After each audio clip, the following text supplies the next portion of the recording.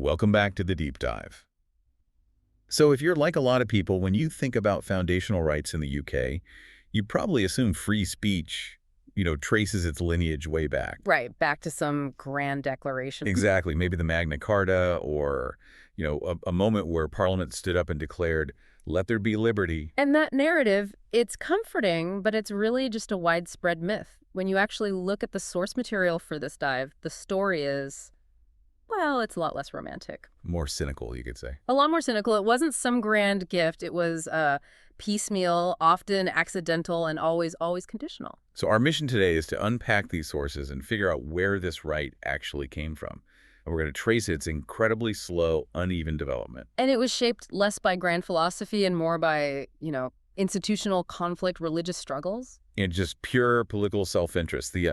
The uncomfortable truth we find is that this freedom is essentially a byproduct of power learning to tolerate just enough criticism to stay stable. It's the difference between a constitutional shield and a carefully managed permission slip. A permission slip, I like that. It's the story of concession versus creation. Exactly. Okay, let's unpack this. And I guess we have to start with a pretty radical idea, that the very first recognizable protection for speech in England wasn't a right for the public at all. Not at all. It was for a specific class of people doing a very specific job. Right. So Yeah. this is fascinating. The need for internal governance came way before any idea of public liberty. That's right. The earliest seeds of free expression were sown strictly within the walls of Westminster, reserved for members of Parliament.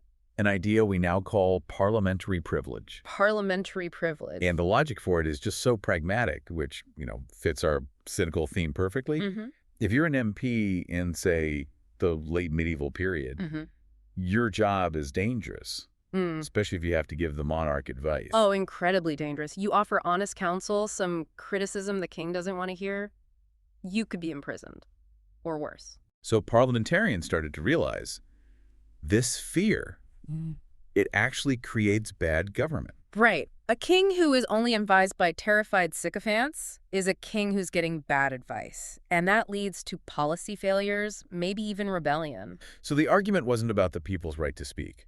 No, not at all. It was about the crown's need for honest feedback, which meant you had to protect the speaker from the crown. So free speech begins as a quality control measure for the monarchy. That's so utilitarian. Precisely. And this sort of practical need, it leads to the idea getting formally embedded in the Bill of Rights of 1689. And the language there is critical because it's so specific. Okay, what does it say? It says, and I'm quoting here, that the freedom of speech in debates or proceedings in Parliament ought not to be impeached or questioned in any court or place out of Parliament. Wow. That is surgically specific. It is. It's not protecting what you say on the street. It's about what you say inside Parliament. It carves out this protected space just for legislators, inside one institution for one purpose, running the state. So it establishes that free speech is fundamentally a tool of power. An institutional protection. It's to make sure the gears of government can turn without everyone self-censoring.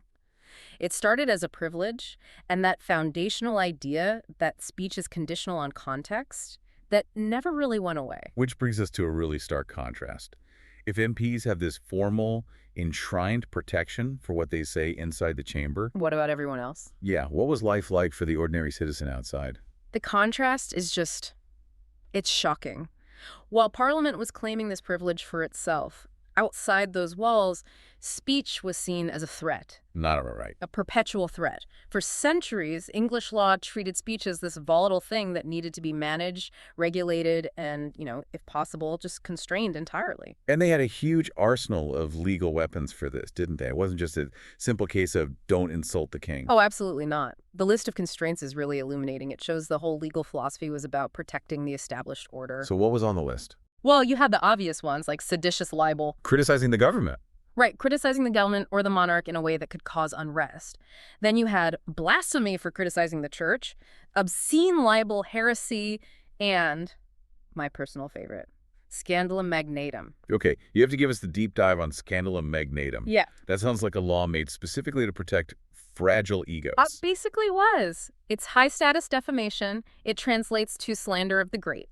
This wasn't to protect the average person from a lie. Nope. No. This law was specifically to protect peers, nobles, judges, high officers of the crown from any slur true or false, that might damage their authority. Okay, that detail is crucial. It shows the whole point of the law was to protect hierarchy, not to protect the truth. Exactly. And that connects directly to seditious libel, where the sources point to something that's, it's a real head-scratcher for us today. Which is... Truth was often not a defense. Wait, what? You could be punished for seditious libel, not because your criticism was wrong, but because the act of publishing it, even if it was totally factual, was seen as disruptive. The disruption itself was the crime. The disruption was the offense. The challenge to authority was the offense, not the falsehood. So just to be clear, if I published a perfectly accurate story about corruption, I could still be jailed because that truth might make people angry or cause a riot. That was precisely the intent. If the goal of the law is to maintain order and preserve authority, then truth is completely irrelevant if it causes trouble. That just fundamentally shows that historical English law was all about control, not about finding truth or having an open debate. Not at all. Okay, so that context makes the arrival of the printing press really interesting. It does. Because the intuitive leap for us today is that mass communication means liberation. Suddenly you can print thousands of copies of some dissenting idea. And that intuition would be completely wrong. The sources show the printing press terrified the state. So it didn't trigger liberation. No, it triggered a massive centralized reaction. Licensing, censorship, control. Because now the state saw this enormous potential threat that it had to manage. So what did that control actually look like, say, in the 16th and 17th centuries? It was comprehensive, what we call prior restraint.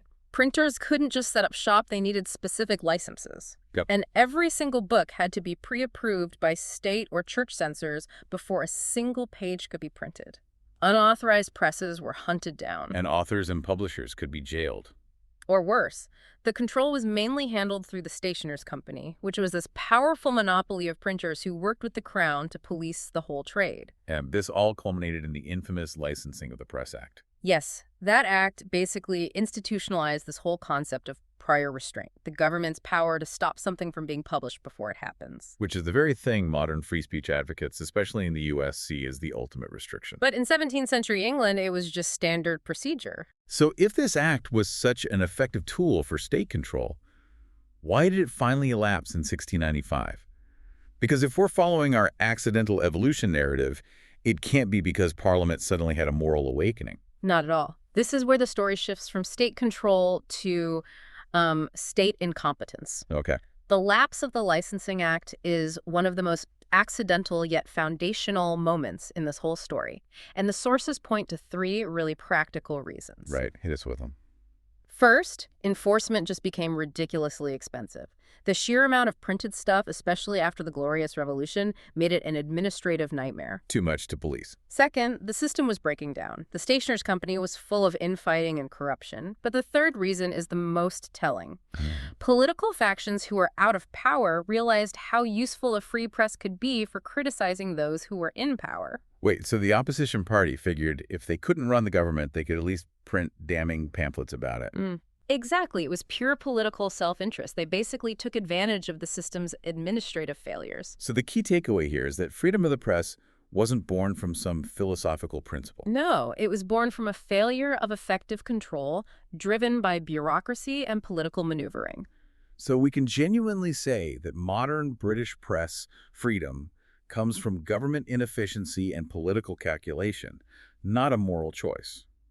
That feels profoundly cynical. It is cynical, but it's historically accurate, according to the material. It was expansion by friction, not by enlightenment. And the lapse of the act didn't mean you were suddenly free to print whatever you wanted. No, absolutely not. It just meant no more prior restraint. You could still be punished after publication. Seditious libel was still very much alive and kicking. Which sets the stage perfectly for this next part, the slow conditional retreat, the 18th and 19th centuries. Britain starts chipping away at these old speech offenses, but the sources say it was done with extreme caution. We were not adopting anything like an absolute First Amendment model, not even close. You see this battle playing out in the trials of figures like John Wilkes in the 1760s. Right. He was repeatedly prosecuted for seditious libel. For criticizing the crown in his newspaper, he was constantly challenging the government's power to issue these general warrants and seize his papers. So the fight wasn't so much about the right to speak, but about the procedure the state used to shut you up. Precisely. And his case became a rallying point. The public started to see these state powers as arbitrary, as unfair. But even as public opinion shifted, the actual laws stayed on the books for centuries. And the timeline here is genuinely recent. I think most people assume these archaic laws were swept away a long, long time ago. And that's another key insight from the sources. Seditious libel, the crime of criticizing your own government, was not formally abolished in the UK until 2009. 2009. Yes, think about that. The power to prosecute a newspaper for criticizing the prime minister existed well into the 21st century. And it's similar for blasphemy. That survived until 2008. So these are not some ancient forgotten laws. They were alive and well when the internet was already everywhere. Absolutely. And even when these formal crimes were abolished, public order laws, morality laws, they continued to constrain expression. The courts kept this wide discretion to weigh speech against these vague ideas of order and decency. And this brings us to that fundamental difference in the whole UK approach. Which is? Britain never, at any point, adopted that American ideal that says speech is free unless explicitly prohibited. That's the model of assumed liberty. Instead, the pattern across centuries, from parliamentary privilege right up to the modern day, has been speech might be tolerated, provided it doesn't cross these ill-defined lines of disruption, decency, or order. It's a system built on conditional tolerance. Which brings us right up to the modern position. Free speech as a qualified right.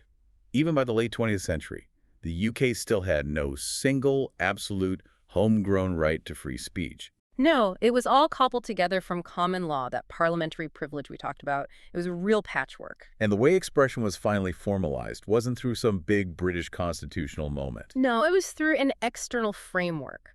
Article 10 of the European Convention on Human Rights. That was brought into UK domestic law through the Human Rights Act in 1998. So this is the current structure. It is. Yeah. And to understand British free speech today, you have to understand Article 10. Clause 1 sounds great. It says, everyone has the right to freedom of expression. But there's a Clause 2, and that's where the conditionality lives, right? Precisely. Clause 2 says that exercising these freedoms carries with it duties and responsibilities, and so it may be subject to such formalities, conditions, restrictions, or penalties as are prescribed by law. And then it lists all the legitimate reasons for restricting speech. And that list is really long, which just shows how non-absolute this right is. Your speech can be legally restricted for, what, national security, public safety? The prevention of disorder or crime, protection of health or morals. Or the protection of the reputation or the rights of others. And that last one is critical. In the UK, that's where defamation law sits. If you defame someone, the law isn't just balancing your speech against public order, it's balancing your right to speak against the other person's right to their reputation. So it's a literal balancing act. It's a perfect example of it. In the UK courts, they're constantly putting two things on a scale. Mm-hmm. Your right to expression and the potential public or private harm. A judicial balancing exercise that's just baked into the DNA of the right. Absolutely. In the UK, speech is always something to be balanced against competing interests, order, reputation, security. It is never presumed to be inviolable. It's always contingent on context. Okay, so if we look at the whole arc that the source material lays out, we start with a privilege for legislators, and we end with this highly conditional, balanced right from an external treaty. It's just an unbroken line of institutional control and cautious concession. It is. So what does this all mean when you put it all together? It means that when someone in the UK says, we have free speech, they're using a term that means something much narrower, much messier, and far more conditional than they probably realize. They're talking about a right that was granted by accident. Expanded by political friction, and it remains fundamentally qualified because the system has always preferred stability and order over a potentially disruptive absolute liberty. It's the difference between a constitutional fortress for expression and a flexible legal mechanism designed to manage the risks of that expression. Exactly. And the source material suggests this qualified nature, this constant need for balancing. It isn't seen as a flaw in the system. It's a profound national choice. A choice to put order and reputation and public safety on an equal footing with the right to speak. Mm-hmm. The journey is just fascinating. From MPs demanding protection to save their own skins, to the state failing to censor the printing press, right up to the modern legal framework of balancing Article 10. It was never a sudden leap of faith in liberty. Never. And that leads to a final provocative thought for you, the listener.